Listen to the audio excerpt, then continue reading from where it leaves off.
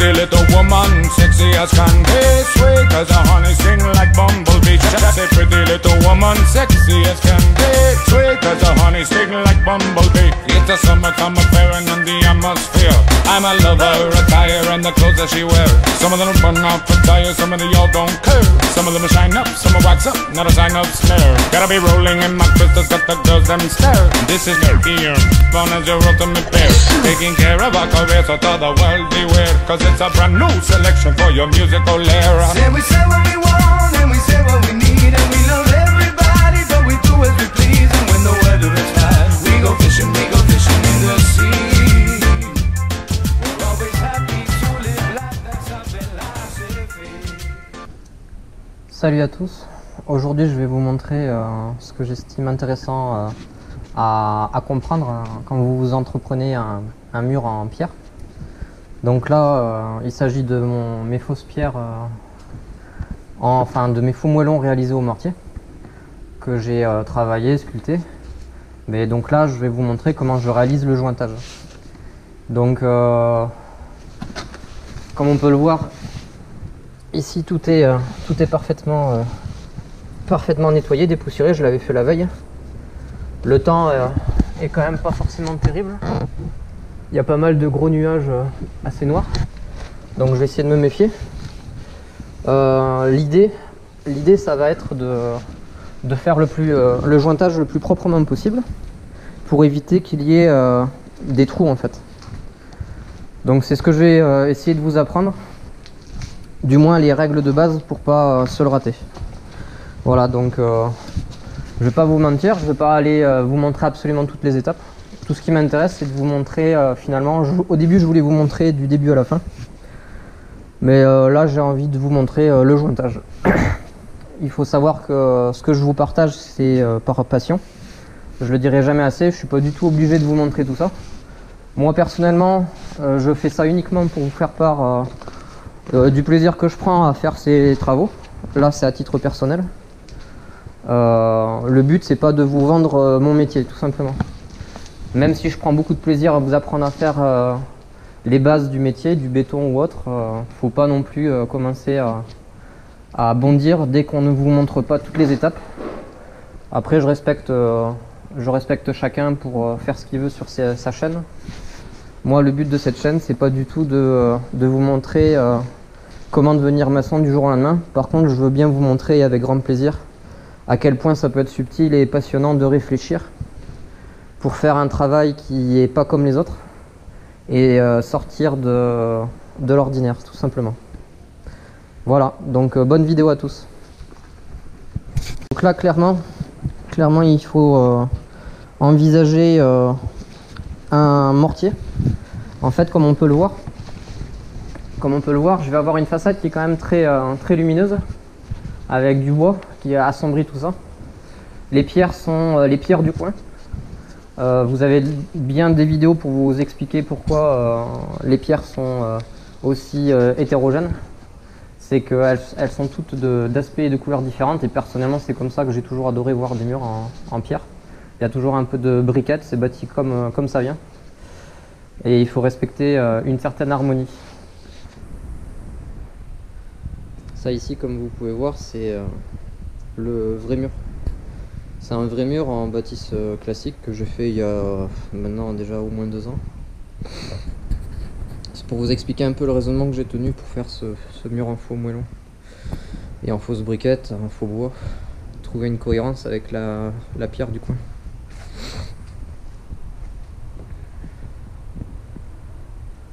Voilà. Ça c'est une bâtisse on va dire classique quoi.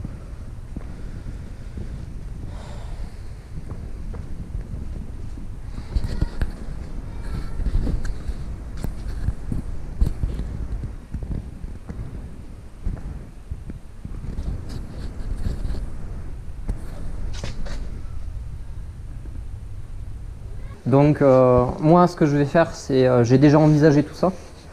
Encore une fois je suis désolé, je vous donne pas toute la recette, je vous donne les bases, je vous amène sur la réflexion.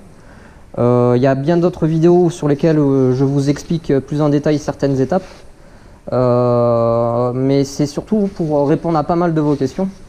Vous me demandez de tout le temps, de tout le temps donner la recette. À chaque fois, je m'en excuse. C'est pas le but. Allez sur d'autres chaînes si c'est ce que vous recherchez.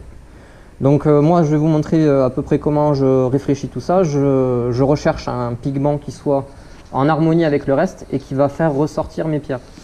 Donc je vais de suite vous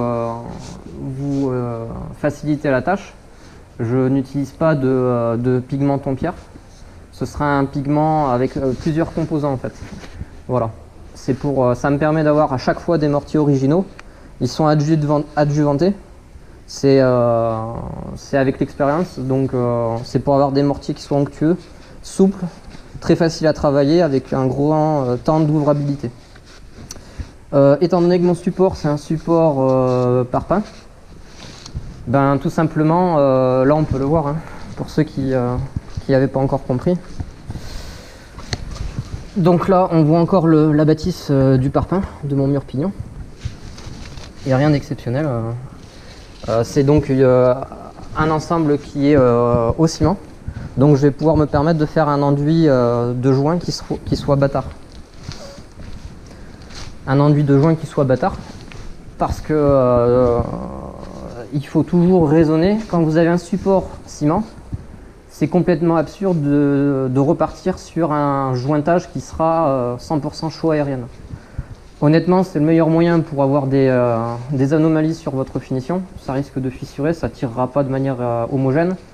Et je vous conseille de toujours essayer de couper vos mélanges avec la base de votre support. C'est-à-dire sur un enduit 100% ciment, si vous voulez partir sur de la chaux, vous serez obligé enfin c'est toujours mon avis, vous serez obligé de le couper avec un peu de ciment. De la même marque si possible. Voilà. Évitez de mélanger les marques. Pour des problèmes de compatibilité, il faut quand même rendre un ensemble assez uniforme.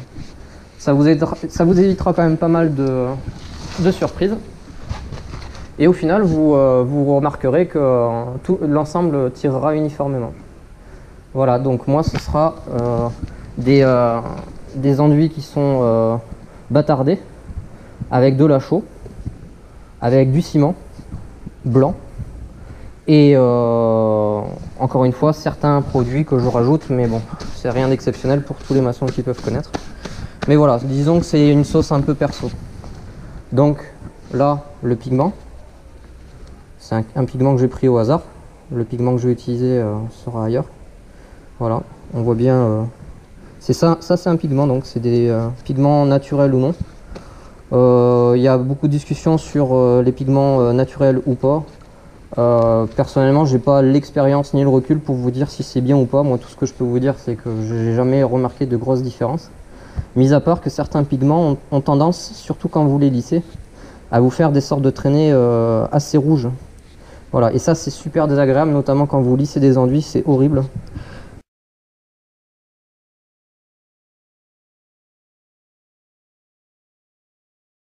Sur des pigments qui sont d'apparence jaune, quand vous allez les mélanger, ce sera un ensemble jaune.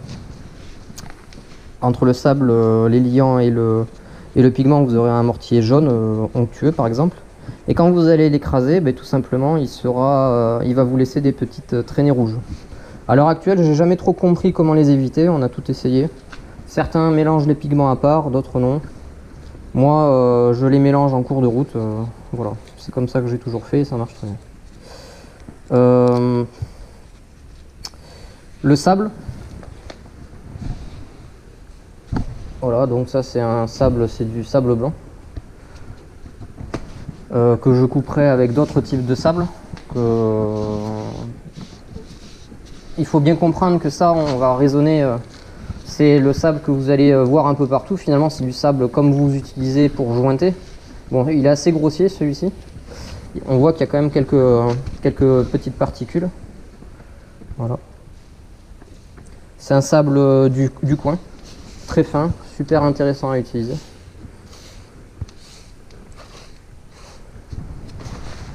Une eau claire. De l'eau très claire. Là vous voyez, il n'y a pas de saleté qui remonte ou quoi que ce soit. L'eau la plus claire possible. Vous êtes sur des finitions, donc des enduits de finition, vous traitez toujours avec soin le stockage de l'eau et le mélange.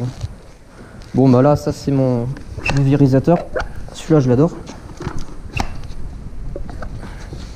Là, je l'ai rempli à fond, vous le voyez pas, mais voilà.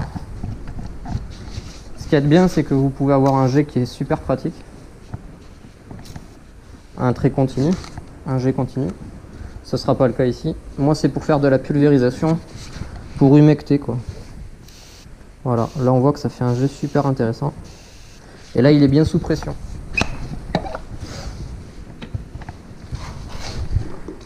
Ici, le malaxeur. En fait, vu la quantité de jointage, les mètres carrés qu'il y a à faire, j'aurais pas besoin de grosses quantités. J'ai pas envie de me lancer dans un malaxage à la bétonnière. Parce qu'en plus, il va falloir nettoyer la bétonnière, tout ça, racler la bétonnière. Là, je serai à l'aise avec ma comporte, là. Je vais pouvoir utiliser tout ça. Et si j'ai besoin de compléments, je me referai mes gâchets, il y en a pour 5 minutes. C'est très rapide. Bon, là, c'est la comporte dans laquelle je vais faire mon mélange. On voit qu'elle est quand même sale. Donc, il faut y donner un petit coup propre. Voilà, on voit qu'il y a des... on voit qu'il y avait quand même des grains d'herbe, de saleté, parce que j'ai travaillé hier. Ah, une astuce. Quand vous lavez vos bétonnières, enfin vos brouettes hein, ou vos récipients, il faut toujours, pour bien rincer et être sûr de tout bien enlever sans forcer et sans frotter comme pas possible. L'astuce, c'est facile pour un maçon de dire ça, mais mine de rien, ça vous aidera beaucoup. Il faut toujours, avec peu d'eau finalement, vous nettoyez très rapidement vos contenants en fait. Donc vous faites tourner. Et au dernier moment, évidemment, vous le balancez. Voilà. Ça vous évite d'avoir ces fameux petits grains de sable qui vous pourrissent la vie à chaque fois. Parce que vous laissez couler doucement et il y a toujours des petits grains de sable. Là, c'est plus le cas.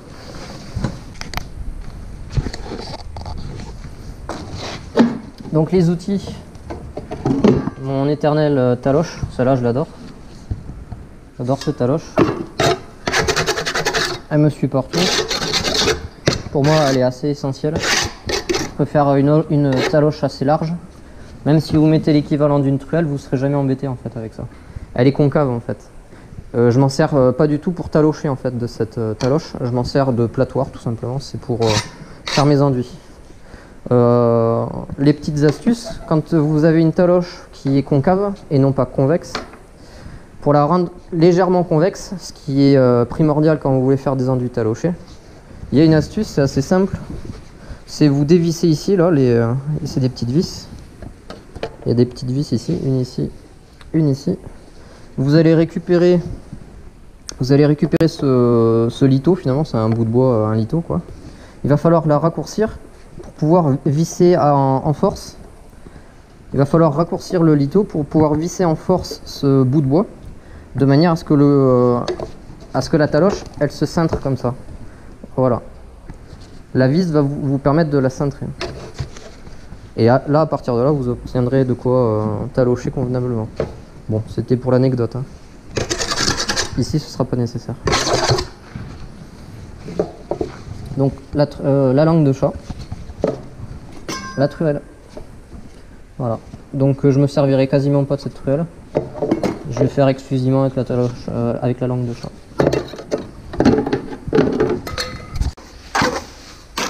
Donc là, je gratte bien les bords de la comporte.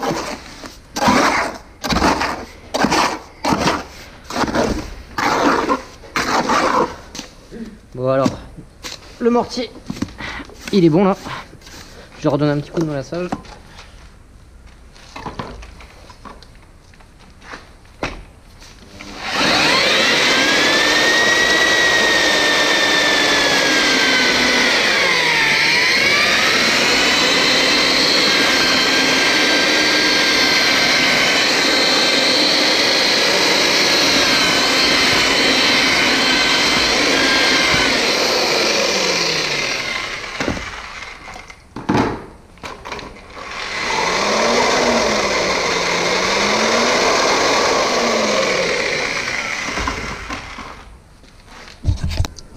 j'ai fait mon mélange.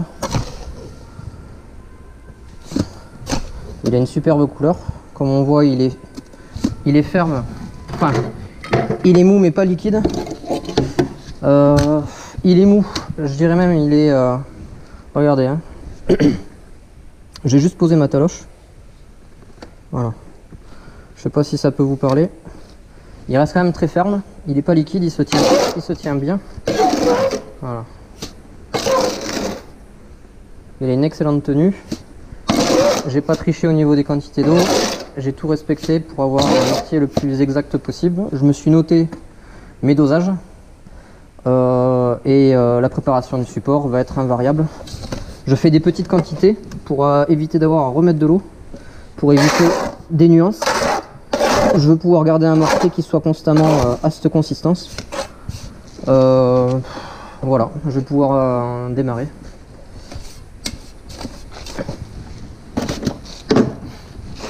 Donc, l'étape c'est d'humecter tout ça. Voilà. J'ai juste humecté les joints, j'ai pas du tout envie en fait. J'ai pas du tout envie que ce soit réessuyé, c'est-à-dire qu'on puisse voir de l'eau apparente.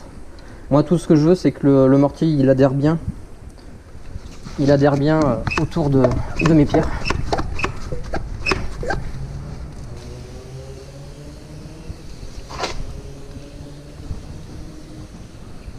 Voilà, pas besoin d'aller plus loin de toute façon. Le temps de faire ce que j'ai à faire.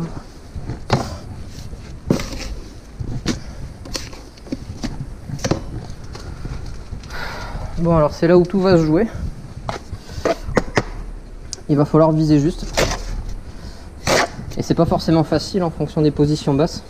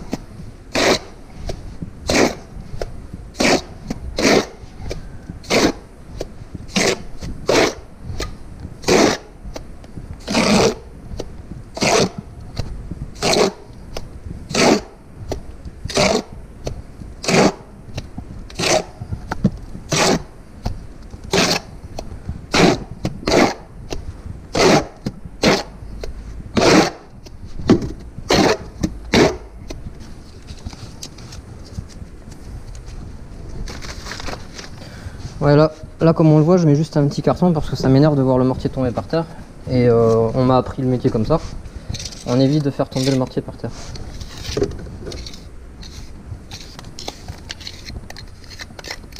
Là, il faut bien le serrer contre la pierre. Un mouvement régulier.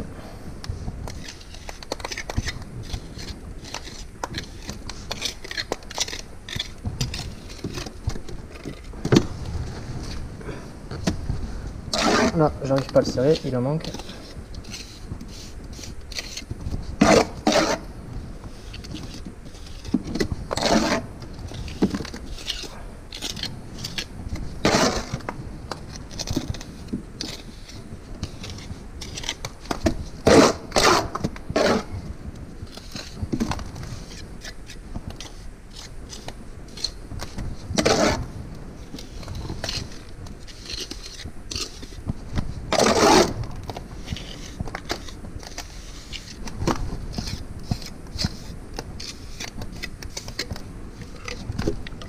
J'enlève les excédents, il n'y en a pas besoin. De toute façon, vous le gratterez. Alors un petit geste et puis c'est bon.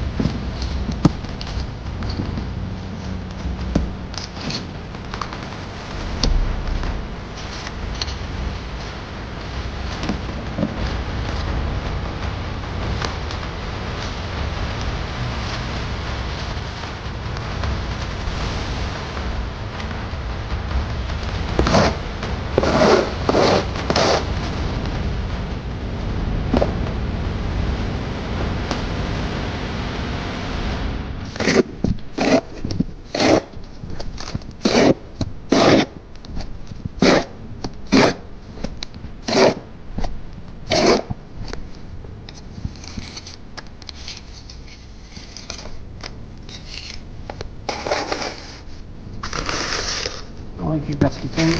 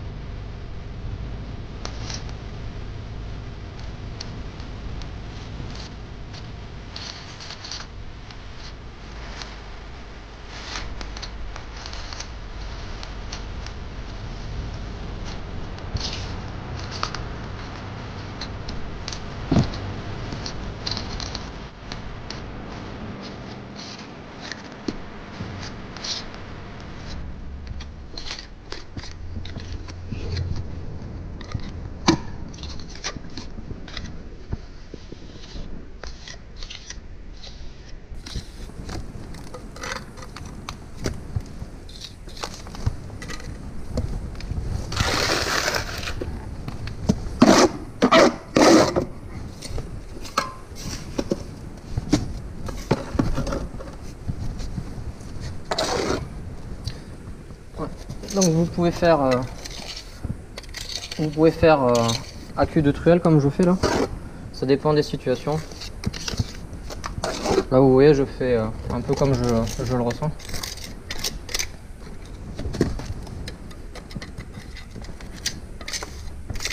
Ça dépend comment je suis à l'aise. Oui. Merde.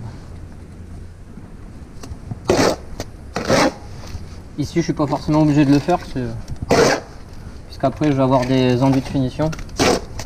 Et disons que pour une question d'esthétisme, ce sera plus sympa le rendu avec ça. Sur ce côté là.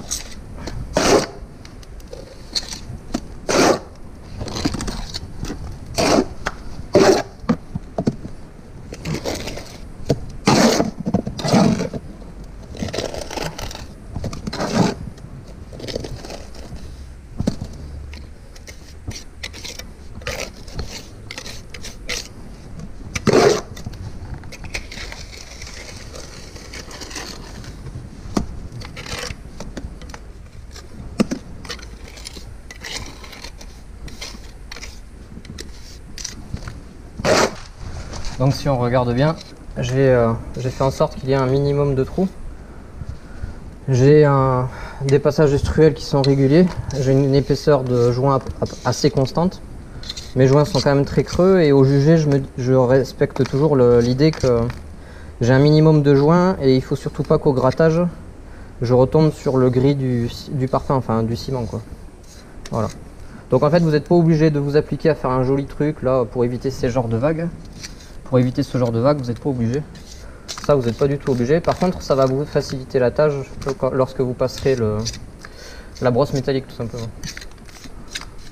Après, il y a d'autres techniques. Vous n'êtes pas obligé de le faire à la brosse métallique en fonction de votre mortier et ce que vous voulez donner comme aspect. Il y a plein de techniques. Vous pouvez le faire avec un balai, vous pouvez le faire avec vous pouvez le faire avec des comment dire, les balais de cantonnier, il y en a qui font ça. Bon, ça c'est des techniques de salaud, mais bon. Tout est ouvert. Voilà. Soyez ouverts d'esprit, restez créatifs, comme dirait LJVS.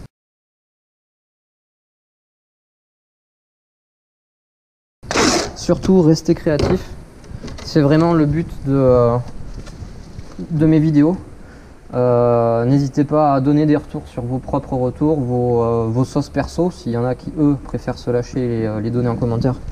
Allez-y, ça donnera des indices à d'autres. Par contre, et c'est avec plaisir que je laisserai les commentaires pour ceux qui sont intéressés pour faire les joints chez eux. Voilà, évidemment le seul regret c'est que je ne vous donnerai pas mes recettes maison. Je ne vous donne pas tous les détails. J'essaye de vous y amener, vous aurez par-ci par-là d'autres détails sur la suite des opérations. Réfléchissez avant de travailler et vous verrez, vous ferez que progresser. Et j'espère pour ça au moins pouvoir vous y aider. Allez, je vais continuer là de jointer tout ça, j'ai encore du boulot.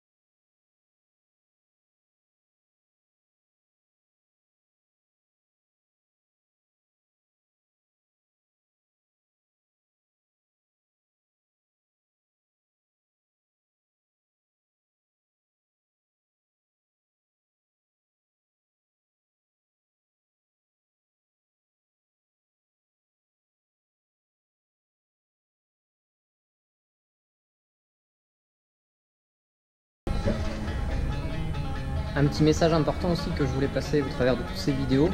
Je cherche pas du tout à vous vendre du rêve. Surtout gardez bien à l'esprit que tout ce que je vous montre, c'est la réalité de mon métier. Je suis pas du tout adepte du matériel. N'importe quel artisan vous dira, enfin n'importe quelle personne qui est passionnée dans ce genre de métier vous dira que d'abord apprenez les bases et arrêtez de raisonner en termes d'outillage. Je trouve que c'est quelque chose d'extrêmement capital, que vous arrêtiez de vous faire une fixation sur l'outillage. Je pense que c'est une vision très masculine de s'équiper, de trouver ce matériel. Peut-être que je ne suis pas suffisamment masculin ou viril pour vous affirmer, vous convaincre de la chose. On démarre toujours avec ses mimines, avec ses mains. On va les user, on va apprendre, on va regarder, on est manœuvre quand on démarre ce genre de métier. Même si la pratique paraît insolemment facile, c'est pas du tout ce qui va vous arriver. Mes vidéos touchent avant tout des personnes qui démarrent, qui sont occasionnelles dans ce genre d'ouvrage. Les professionnels souriront ou rigoleront. Les plus sérieux comprendront l'importance de ce que j'essaye de présenter. Apprenez à travailler de vos mains. C'est ça vos outils, c'est pas une machine à projeter, c'est pas une machine à enduire, c'est pas un sablon, c'est pas une poche à douille, ce déballage de matériel, même si à la limite je voue un respect pour les gens qui se creusent la tête pour essayer de trouver une solution qui leur soit adaptée. D'ailleurs c'est encore une fois le raisonnement que je tiens à vous inscrire dans la tête. Il n'y a pas de honte finalement si vous vous débrouillez au sablon, faites-le au sablon, à la machine à enduire, faites à la machine à enduire, c'est pas du tout le raisonnement. Faites avec vos mains, entraînez-vous et adaptez ensuite votre technique, votre façon de faire, de procéder. Et vous arriverez à faire des choses magnifiques, qui sortent de l'ordinaire. Et petit à petit, vous vous équiperez d'outillage, puis de machines et d'électroportatifs en tout genre, de thermique. Voilà, ça c'est le bon raisonnement, ne mélangez pas tout. Et arrêtez de rêver sur ce que vous pouvez voir sur internet, c'est pas du tout, mais pas du tout la réalité. Voilà, ça c'est mon petit instant coup de gueule. Beaucoup se sentiront visés. Allez, le prenez pas mal les gars. Allez, ciao.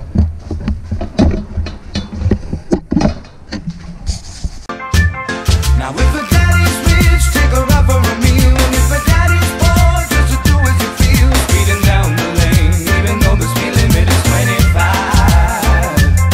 And when the sun goes down, I'll make it with my booty. Sweet and run off her body with a caramel skin. From a smile to her, she looked at me and gave me a grin. I'm on offered her a drink that she said juicing gin. And as I whispered in her ear, I asked her, how you doing? Where was it that I resided? And I told her Brooklyn. Atmosphere filled with romance, I just sparkling. Just a voice and what she said, I let my poor head spin. Ragamuffin, shagging her with a musical swing. I said, pretty little woman, sexy as can be. Sweet as a honey sting like bumblebee. Pretty little woman, sexy as can be. Sweet as a honey sting like bumblebee. In the summertime, when the weather is high, you can stretch your right up and touch the sky. When the weather is fine, you got women on your mind.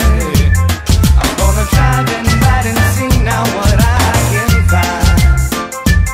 Now if a daddy's rich, take her out for a meal. And if a daddy's poor, just to do as you feel. Speeding down the lane, even though the speed limit is 25. And when the sun goes down, I'll make it with my booty. Pretty little woman, sexy as can be. Sweet as a honey sting like bumblebee. She say pretty little woman, sexy as can be.